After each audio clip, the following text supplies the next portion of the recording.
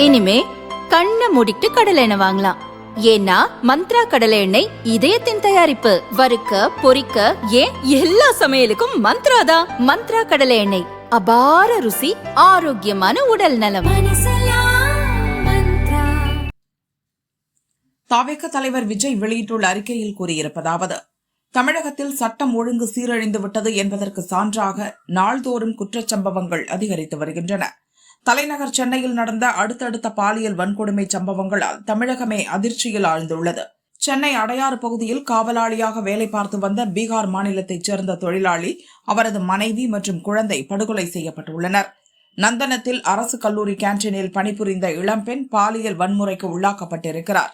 இவை பெரும் அதிர்ச்சியையும் வேதனையையும் அளிக்கின்றன. இந்த சம்பவங்கள் கடும் கண்டனத்திற்குரியவை.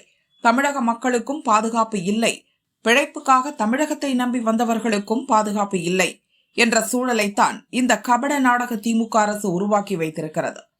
கொள்ளையடிப்பதில் மட்டுமே கவனம் செலுத்துவதால் பெண்கள், குழந்தைகளுக்கு எதிரான குற்றச் செயல்களை தடுப்பதிலும் சட்டம் ஒழுங்கை காப்பதிலும் இந்த ஆட்சியாளர்கள் கவனம் செலுத்துவதில்லை. இதனால்தான் கல்வி நிறுவனங்களிலும் பெண்களுக்கு எதிரான பாலியல் வன்கொடுமை சம்பவங்கள் அதிகரிக்கின்றன. குற்றவாளிகளுக்கு கடும் தண்டனை வாங்கி கொடுக்க வேண்டிய அரசு மெத்தன போக்கை கடைபிடிப்பதால் கொடுங்குற்றங்களில் ஈடுபட சமூக விரோத கும்பல்களுக்கு துணிச்சல் வருவதாக பொதுமக்கள் குற்றம் சாட்டுகின்றனர். குற்றச் செயல்களில் ஈடுபட்டவர்களுக்கு தண்டனை பெற்றுத்தர உடனடியாக உரிய நடவடிக்கை எடுக்க வேண்டும்.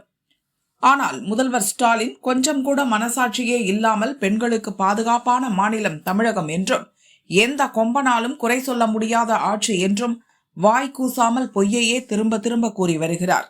ஆட்சியின் இறுதி நாட்களை எண்ணிக்கொண்டிருக்கும் முதல்வர் இனி இருக்கும் கொஞ்ச நாட்களிலாவது சட்டம் ஒழுங்கை பாதுகாக்க தேவையான நடவடிக்கைகளை எடுக்க வேண்டும்.